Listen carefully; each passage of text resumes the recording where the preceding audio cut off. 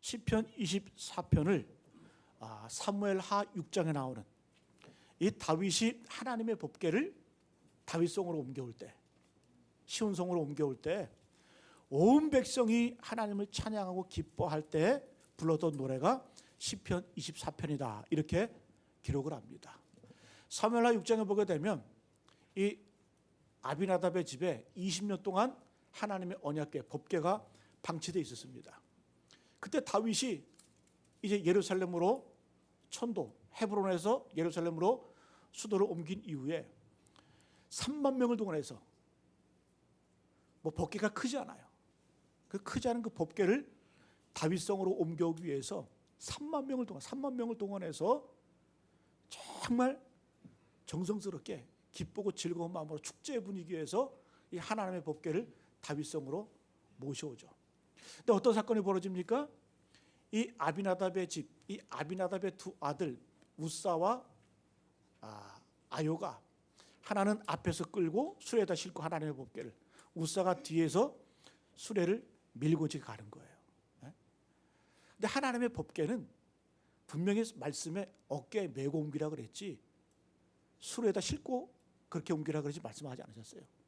그러니까 아마 다윗도 아비나답도 아마 블레셋 땅에 뺏겼다가 그 법궤가 올 때 그 블레셋 사람들이 수레에다 이렇게 싣고 왔거든요. 그걸 보니까 멋져 보였나 봐. 야, 하나님의 법궤를 멋진 수레에다 딱 해서 옮겨오는 걸 보고 나서 하나님의 말씀을 잠시 잊어버리고 블레셋 사람들이 했던 그대로 옮깁니다. 근데 갑자기 소가 뛰어요. 소가 어떻게 뛰는지 모르겠는데 소가 뛰었나 봐. 그래서 수레에 실렸던 하나님의 법궤가 떨어지려고 하니까 우사가 손으로 딱 잡아요. 그때 하나님이 진노하셔가지고 우사를 그 자리에서 즉사하게 만드세요. 치셔요. 그래서 그 땅의 지명을 베레스 우사라고 합니다. 베레스 우사. 베레스는 하나님이 치셨다. 우사는 사람의 이름이죠. 그러니까 다윗도 두려워하고 온 백성들이 벌벌 떠는 거예요. 3만 명이 넘는 그 일원이 사람이 죽어나가는 걸 보고 벌벌 떱니다. 그때 한 사람이 등장을 하죠. 오벳 에돔이라는 사람이 등장을 해요. 이 오벳 에돔이 등장을 해서 하나님의 법궤를 어깨에다 메고 자기의 집으로 모셔드립니다. 근데 하나님께서 이걸 기쁘게 여기세요. 기쁘게 여기셔서 석 달 동안 이 오벳 에돔의 집에 하나님의 법궤가 머물렀는데 하나님께서 이 집에 놀라운 축복을 주세요. 3달 동안. 그러니까 다윗이 그걸 바라보면서 이 오벳 에돔이 복을 받는 걸 보고 이 하나님의 복은 한 가정에만 머물러 있으면 안 된다. 이 하나님의 언약궤를 통해서 온 백성, 온 이스라엘이 복을 받아야 된다. 나라 전체가 복 받아야 된다. 그래서 이제 다윗이 다시 한번 그 하나님의 법궤를 다윗성으로 옮겨오는 그 장면, 그때 불렀던 찬송이 바로 오늘 시편 24편의 말씀의 내용입니다.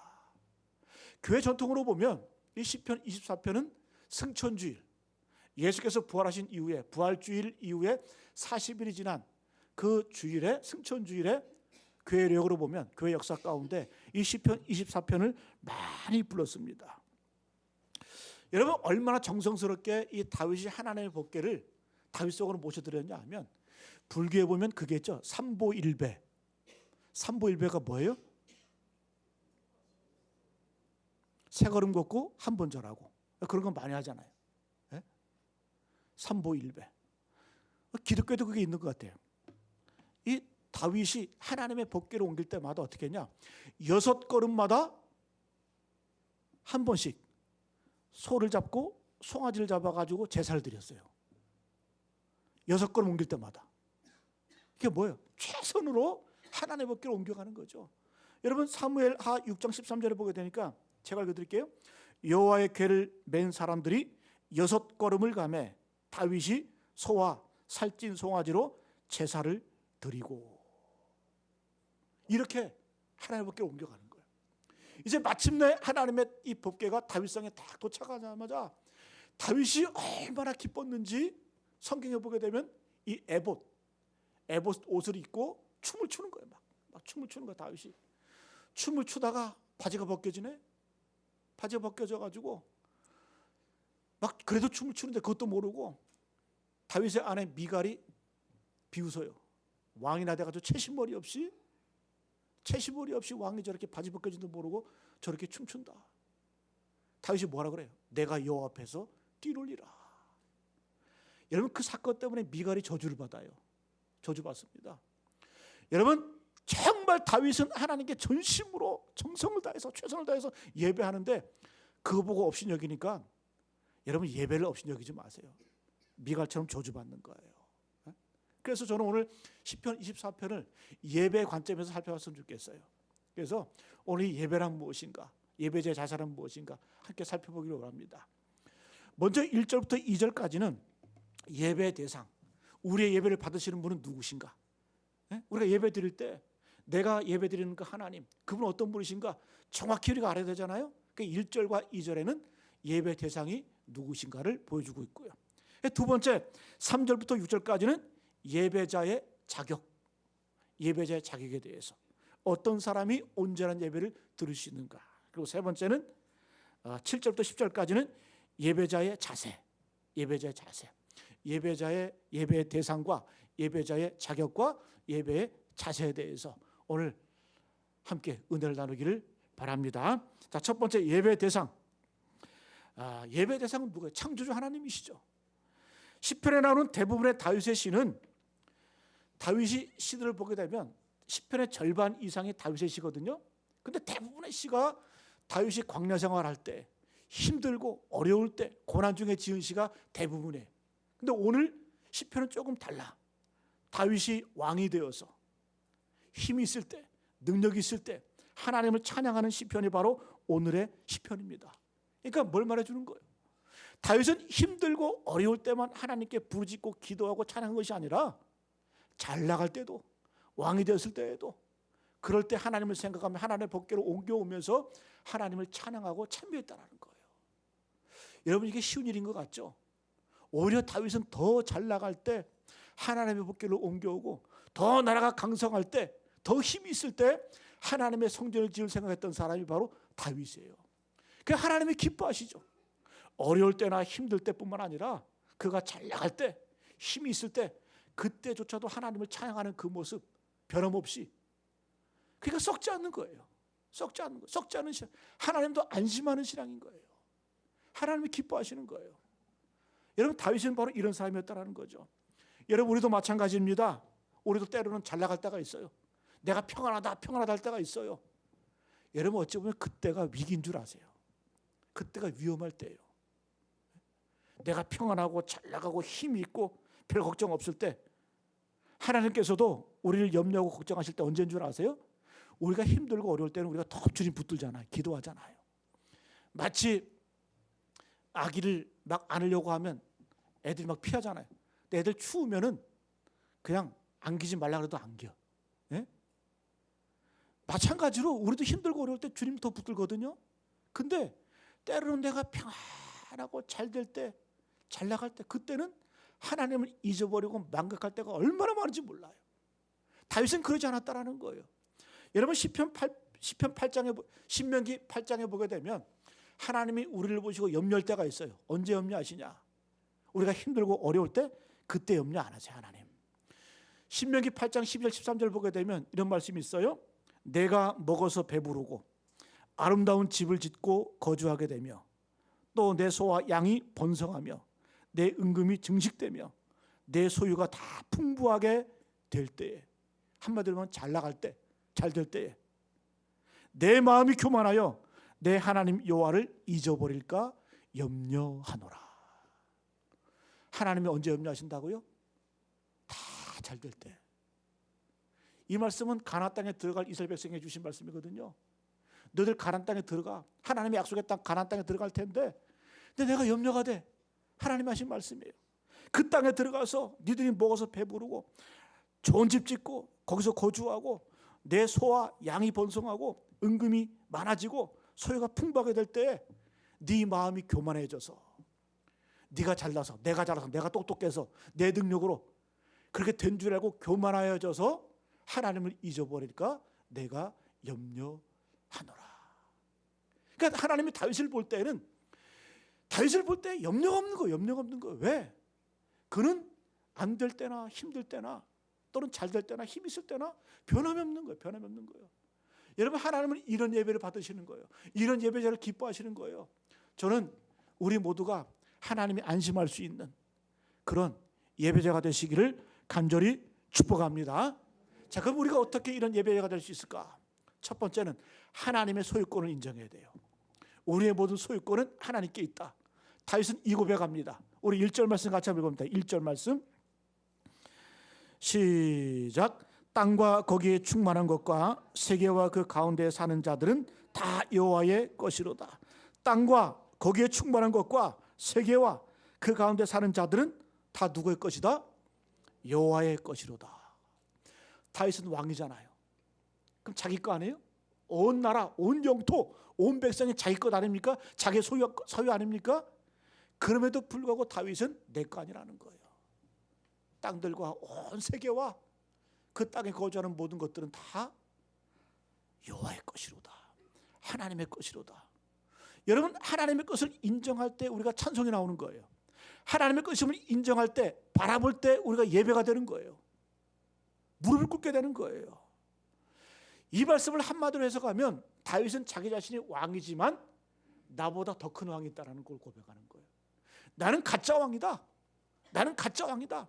하나님이 진짜 왕이다. 하나님만이 진짜 왕이시고 위대한 왕이시다. 그걸 고백하는 거예요. 우리가 아까 찬양했잖아요. 오늘 20편 24편의 말씀을 가지고 문들아 머리를 들지어다. 영광의 왕에 들어가신다. 그분은 누구시다? 하나님이시라. 하나님. 예? 그러니까 다윗은 자기가 왕이 되었지만 모든 권력, 모든 실권, 파워 다 갖고 있었지만 내가 왕이 아니다. 내가 왕이 아니다. 모든 것이 다 하나님의 것이고 나는 가짜일 뿐이다. 하나님의 것이다. 여러분, 왕이 되어서 이 고백하는 거 쉬울 것 같아요? 쉽지 않습니다. 이 포만 나는 거예요. 예? 왕이라면 권위가 있고 권세가 있고 무소불위의 어떤 그런 힘을 갖고 있는 사람인데, 근데 갑자기 이거 다 내 게 아니라 하나님의 것이라는 거, 하나님의 소유라는 거예요. 여러분, 그러니까 예배가 나오는 거예요. 예배가 되는 거예요. 여러분, 우리가 이 자리에 나왔습니다. 예배 드릴 때에 어떨 때 진정한 예배가 될까요? 하나님, 모든 것이 주께로 말미암고 모든 것들이 주께로 돌아갑니다. 이런 고백이 있을 때 모든 것 내려놓고 하나님께 온전한 예배가 되는 줄로 믿습니다. 근데 이와는 반대로, 다윗과 반대로 산 사람이 있어요. 누구냐? 헤롯 왕. 예수님 당시의 헤롯 왕은 그 왕이었어요. 근데 실제 보면 힘없는 왕이었어요. 올해 총독, 로마의 총독보다도 실권 없는 사람이 바로 헤롯 왕이었는데, 그래서 왕이라고 말하지 않고 뭐라고 말해요? 분봉왕. 이 로마 황제가 진짜 로마 황제거든요. 이 로마 황제가 이 식민지를 다스릴 때에 효과적으로 다스리기 위해서 왕을 그냥 바지 사장들을 세우는 거예요. 그게 분봉왕이에요. 분봉왕. 근데 헤롯은 자기가 분봉왕에도 불구하고 예수께서 이 땅에 오실 때 죽이고자 2살 아래 아이들 다 죽여버리잖아요. 자기가 마치 모든 걸 소유한 왕인 것처럼, 바지 왕임에도 불구하고. 사도행전 12장에 보면 하루는 헤롯이 단상에 서서 백성들을 쫙 앞에 놓고 연설을 합니다. 그 연설을 참 잘했던 것 같아요. 그래가지고 백성들이 막 환호합니다. 야, 이것은 사람의 소리가 아니다. 신의 소리다. 이렇게 하면서 헤롯 왕을 막 칭송을 하니까 성경은 분명히 말합니다. 사도행전 12장 13절 말씀에 헤롯이 영광을 하나님께 돌리지 아니하므로 주의 사자가 곧 친히 벌레에게 먹혀 죽으니라. 썩어 죽었다는 얘기죠. 마치 자기가 신인 것처럼 왕인 것처럼 그렇게 행사하니까 하나님께서 어떻게 해요? 주의 사자가 그를 쳐버렸어요.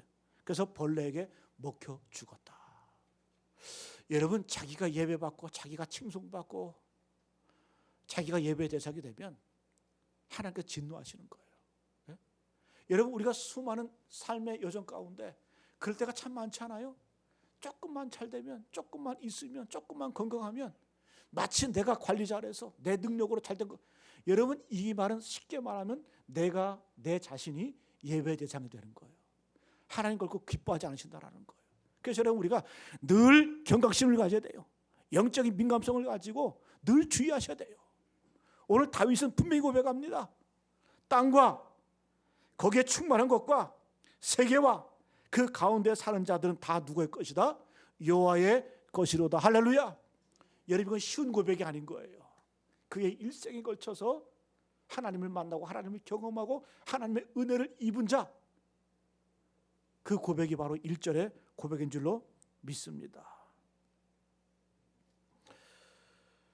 여러분 우리가 언제 주님 앞에 무릎 꿇을 수 있을까요? 하나님이 왕임을 인정할 때, 하나님이 주권자임을 인정할 때, 하나님이 내 인생의 주제자임을 인정할 때 우리가 무릎 꿇고 예배할 수 있는 겁니다. 그래서 모든 소유권을 하나님께 인정하고 하나님께 의탁하는 것이 바로 진정한 예배자의 모습인 줄로 믿습니다. 다시 한번요. 다윗은 자기가 왕이지만 나는 왕이 아니라는 거예요. 나는 그냥 인간의 한 왕에 불과하지. 진짜 왕은 누구시다? 온 우주 만물을 창조하시고 다스리시고 섭리하시며 통치하시는 그 하나님이 나의 왕이시다. 이 고백 가운데 진정한 예배가 들어지게 되는 줄로 믿습니다. 두 번째는 하나님이 창조주이심을 고백할 때, 첫 번째는 하나님의 소유권을 인정하고 하나님의 창조주이심을 고백할 때 진정한 예배가 터져 나오는 거예요. 야, 내가 믿는 하나님은 그냥 어떤 잡신, 어떤 그런 세상 사람들이 믿는 그런 우상, 그런 신 정도가 아니라 온 우주 만물을 창조하신 그 하나님이 바로 나의 하나님이시다, 나의 왕이시다. 그 고백할 때 예배가 나오는 거예요. 우리 2절 말씀 같이 읽어봅니다. 시작. 여호와께서 그 터를 바다 위에 세우시며 강들 위에 건설하셨도다. 할렐루야. 창조주 하나님을 고백하는 거. 창조주 하나님. 다윗은 하나님을 예배하면서 내가 믿는 하나님, 내가 예배한 하나님 어떤 분인 줄 아느냐? 여호와께서, 그 하나님께서는 그 터를 바다 위에 세우시고 강들 위에 건설하셨도다. 창조주 하나님을 고백하는 거예요. 저는 때로는 우리가 믿는 하나님을 너무 좁게 믿는다고 생각을 해요. 너무 얄팍하게 믿어. 여러분 그렇지 않아요? 우리의 믿음 한번 살펴보세요. 여러분 내가 믿는 하나님, 내가 고백하는 하나님, 여러분 어떤 하나님을 믿으세요? 여러분 우리가 하나님을 믿을 때에 하나님께서는 오주 만을 창조하신 그 창조주 하나님으로 고백되어질 때 우리의 믿음의 깊이와 넓이가 깊어지고 넓어지게 되는 줄로 믿습니다. 여러분 그래서 세상이 다르고 교회가 다른 것 아니에요. 예? 우리는 알게 모르게 하나님은 만왕의 왕 되시는데 하나님은 교회에서만 일하시고 그냥 믿는 자들 통해서만 일하시는 그런 하나님으로 여겨요. 그렇게 속게 협소하게 예수님을 믿는단 말이에요. 하나님 믿는단 말이에요. 여러분 그렇지 않다라는 거예요. 그렇게 믿지 말라라는 거예요. 여러분 하나님은 교회에서만 왕임을 우리가 입술로 고백하잖아요. 사회에서는 사회 논리를 믿고 살잖아요. 그렇잖아요. 여러분 그렇지가 않습니다. 하나님은 모든 것을 다 주관하세요. 그래서 우리가 절대적으로 하나님을 교회 안에만 가둬서는 안 된다는 거예요. 우리의 생각으로, 우리의 믿음으로, 또 우리의 삶으로 하나님을 이렇게 협소하게 만들어 볼 때가 얼마나 많은지 몰라요. 근데 다윗은 그렇게 하나님을 믿지 않았어요. 하나님께서는 어떤 하나님인지 아냐? 땅과 세계와 그 안에 관한 모든 것들이 하나님의 것일 뿐만 아니라 하나님께서는 이 땅 위에 우주 만물을 창조하시고 그 터를 이 땅에 또 바다를 모으시고 그 터전을 이 땅에 세우신 그 하나님, 그 하나님이 바로 나의 하나님이시다. 여러분 사도 바울도 그의 믿음을 고백할 때 이렇게 고백합니다. 로마서 11장 10절 말씀. 이는 만물이 주에게서 나오고 주로 말미암고 주에게로 돌아갑니다. 그에게 영광이 세세토록 있을지어다. 아멘. 사도 바울의 믿음, 그가 로마서 11장에서 외치고 선포하거든요. 모든 만물이 어떻게? 주께로부터 나오고 주께로 말미암고 마지막에 주께로 돌아가고 그리고 그 하나님, 그 만물을 주관하시는 그 하나님, 그에게 영광이 세세토록 있을지어다. 사도 바울조차도 그의 믿음이 큰 거예요. 얼마나 위대합니까? 저는 우리가 이 시간 예배 드리면서 내가 예배하는 하나님, 내가 믿는 하나님, 내가 찬양하는 하나님 분명히 하시길 축복합니다. 분명히 고백하시길 바랍니다. 예? 그래서 여러분, 우리가 교회 영역 안에 갇혀진 하나님, 그 하나님으로만 믿을 때가 얼마나 많은지 몰라요. 그래서 교회가 다르고 세상이 달라. 예? 그렇게 믿지 말라는 거예요. 그렇게 믿지 말라는 거예요. 여러분, 이렇게 사는 사람들을 뭐라고 말하냐? 듀얼리즘, 이분법이에요. 이분법. 예? 세상은 악하고, 예? 믿는 자들은 의롭다. 예? 구원받을 자, 구원받지 못할 자, 이게 자꾸 이분법으로 생각한단 말이에요. 그죠? 악한 자, 예? 선한 자, 이렇게 자꾸 이분법적으로 생각을 해요. 여러분, 오늘날 한국 대한민국의 고질병이 뭔 줄 아세요? 이분법적으로 딱 나눠. 좌파, 우파, 보수, 진보 딱 나눠서 저가 아니면 아군이에요. 예? 여러분, 예전에는 냉전 시대에는 그게 통했어요. 그죠? 왜? 목숨이 달려있기 때문에. 예? 목적이 분명하고 적이 분명했어. 그러면 지금은 그런 시대가 아니에요. 근데 저렇게 가만히 보면 진정한 보수가 있나 싶어요. 진정한 진보가 있나 싶어. 다 사익에 따라서, 돈에 따라서, 이익에 따라서 움직이는, 예? 소인배들에 불과하지. 여러분, 우리가 얼마나 적 아니면 아군 이렇게 나눈 게 얼마나 협소한 건지. 여러분, 하나님의 시각은 그게 아니에요. 하나님의 시각은 그게 아니에요. 디모데전서 2장 4절에 보게 되면, 잘 들어보세요. 하나님은 모든 사람이 구원을 받으며 하나님을 아는 데에 이르기를 원하시느니라. 우리는 구원받은 자, 구원받지 못한 자, 선한 자, 악한 자 이렇게 나누잖아요. 근데 여기에 보면 구원받은 자, 구원받지 못한 자 이런 게 말일 수 있어요? 하나님은 모든 사람이 구원을 받으며 하나님을 아는 데에 이르기를 원하시느니라. 하나님의 시각에서는 구원받은 자와 구원받을 자만 있는 거예요. 이해가 안 가세요? 우리 인간의 시각으로 볼 때 선과 악이고 선악과고 모든 것이 구원받자 구원받지 못할 자지만, 그 하나님의 시각은 그게 아니라는 거예요. 하나님은 모든 사람이 구원의 대상이라는 거예요. 그래서 우리를 볼 때는 구원받은 자이고, 또 세상의 사람들을 볼 때는 그 사람들은 구원받을 자라는 거예요. 그래서 여러분, 적어도 하나님을 믿는 사람들이라고 한다면, 하나님을 믿고 고백하는 사람들이라고 한다면 절대 좌우, 보수, 진보, 적군, 아군, 선과 악 이렇게 구분하지 마세요. 그건 저주예요. 그건 저주예요. 그건 저주예요. 여러분, 다윗 볼까요? 다윗의 시편이지만 다윗이 그 사울왕에 쫓겨가지고 20년 동안 고생했잖아요. 그런데 다윗은 사울을 향해서 한 번이라도 적이라고 말했어요? 적이라고 말하지 않았어요. 그 사울왕을 죽일 기가 있었잖아요. 죽일 기가 있었는데 다윗은 그 사울을 향해서 뭐라고 말하냐? 부하들이 이 다윗이 사울왕이 굴속에 들어왔거든요. 다윗을 향해서 저 사울왕이 여기에 들어왔는데 단칼에 베어버립시다, 이렇게 얘기를 하는 거예요. 그때 다윗은 뭐라고 말하냐? 사울도 누구다? 여호와께서 기름 부은 종이다. 여호와께 기름 부은 종이다. 하나님께서 쓰시는 종이다. 그러면 하나님께서 왜 다윗을 기뻐하셨냐? 다윗은 이분법이 없어. 적과 아군이 없어. 자기를 죽이려고 했던 그 사울왕조차도 어떻게 해? 그도 여호와께서 기름 부은 받은 종이다. 하나님이 쓰시는 종이다. 내가 판단하지 않겠다. 판단하시는 왕은 주님만이시다. 하나님이시다. 여러분, 이거 쉬운 것 같지만 얼마나 위대한 고백입니까? 얼마나 놀라운 고백입니까? 그래서 여러분, 다윗의 믿음은 그냥 믿음이 아니에요. 얼마나 그의 믿음이 넓고 깊고 오묘하고 하나님이 기뻐하시는 그러한 믿음인지. 그래서 여러분, 하나님을 믿을 때에 제발 적게 협소하게 하나님을 가두지 마시고, 내가 믿는 하나님은 온 우주 만물을 창조하시고 다스리시는 그 하나님, 다윗의 고백이 우리 고백 되기를 원합니다. 사도 바울의 고백이 우리 고백 되기를 원합니다. 이런 고백이 터져 나올 때 진정한 예배가 되는 것이고 진정한 예배자가 되는 겁니다. 자, 두 번째는 예배자의 자격입니다. 어떤 사람이 예배할 수 있을까? 우리 3절 4절 말씀 같이 한번 읽어봅니다. 시작. 여호와의 산에 오를 자가 누구며 그의 거룩한 곳에 설 자가 누구인가? 곧 손이 깨끗하며 마음이 청결하며 뜻을 허탄한 데에 두지 아니하며 거짓 맹세하지 아니하는 자로다. 3절에 질문 던지죠.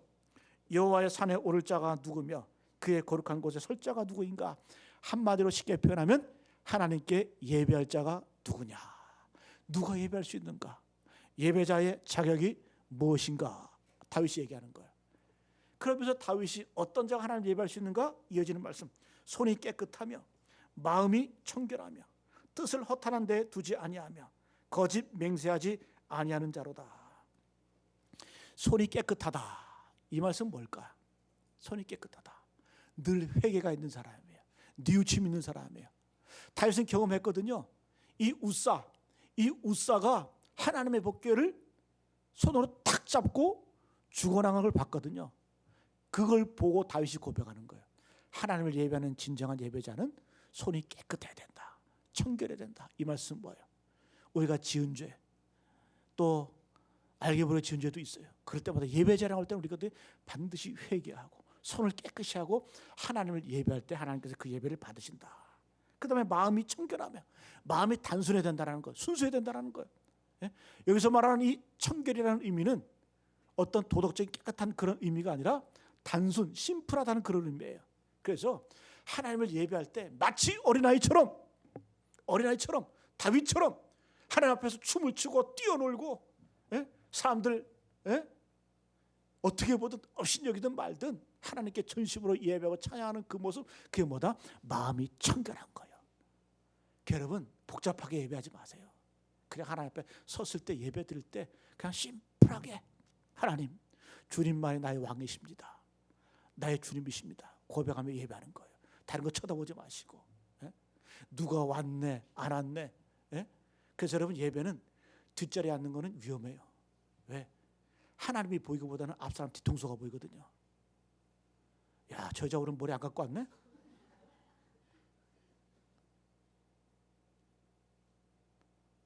그래서 젊은 사람들 뒤에 앉았는데 앞으로.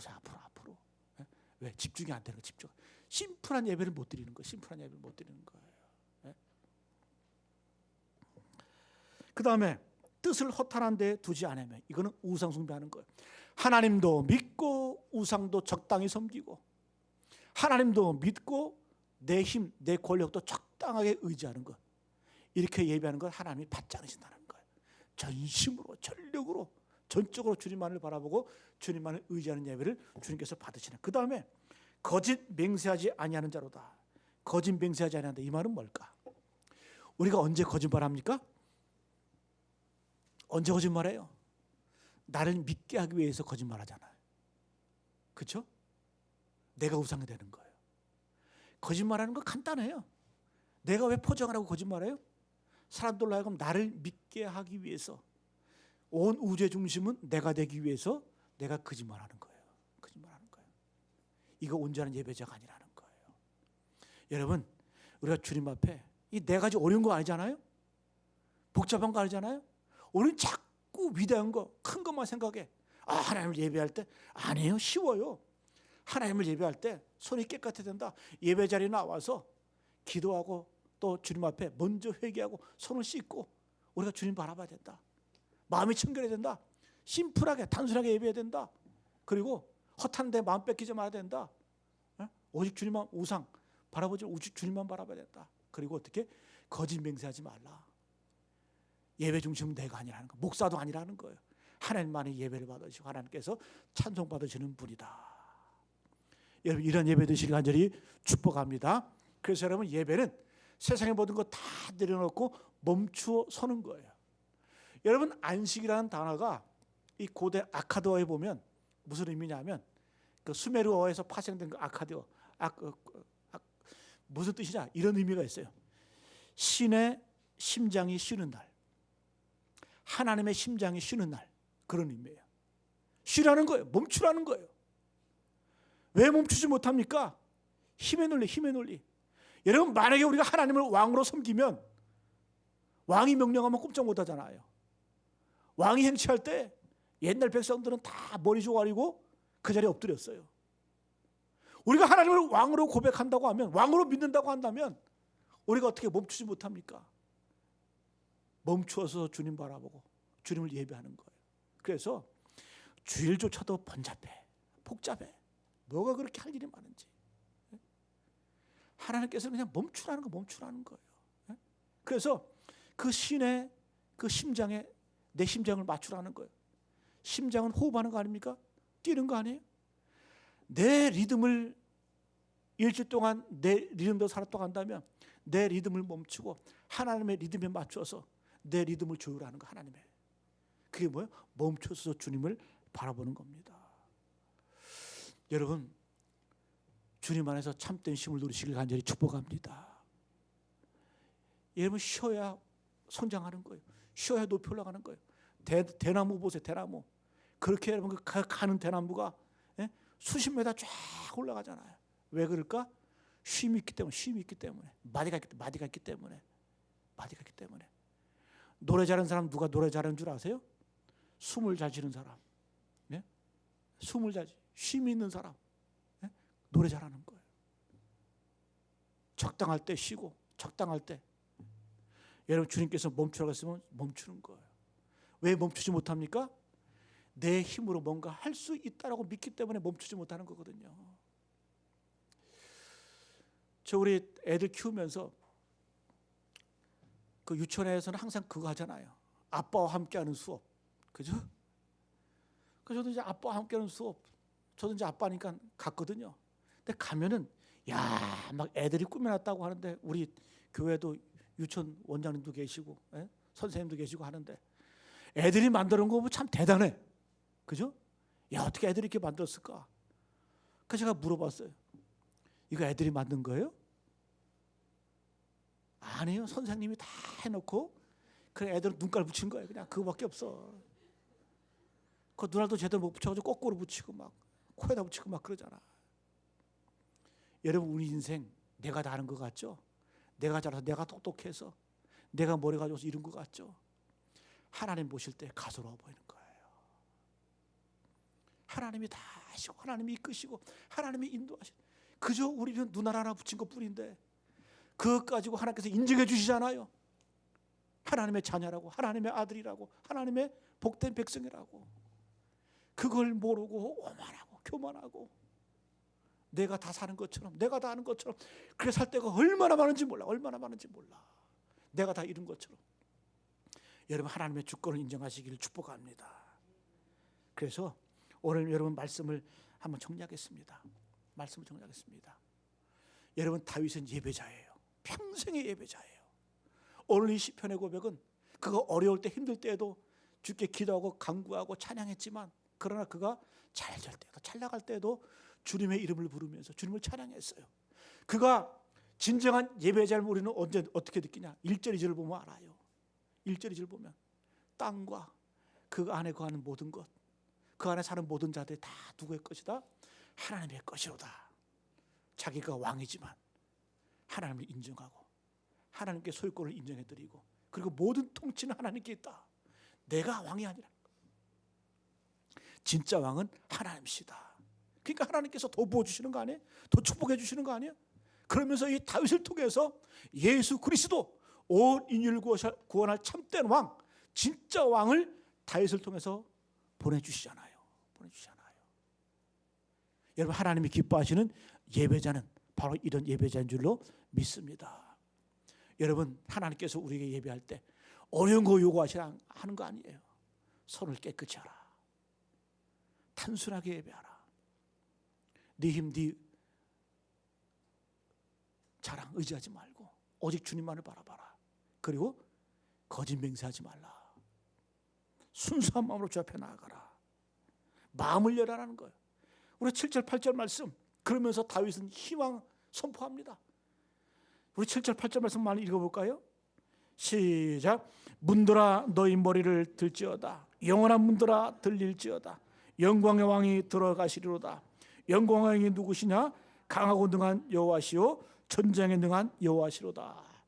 이제 다윗이 하나님의 법궤를 막 옮겨가면서 춤추며 환하면서 들어가면서 문이 열려지는 보니까, 다윗 성문이 쫙 열려지는 보니까 마치 사람이 머리를 드는 것 같아. 네? 그러면서 문들아 머리를 들어라. 문들아 머리를 들지어다. 영광에 들어가신다. 영광에 누구시냐? 네?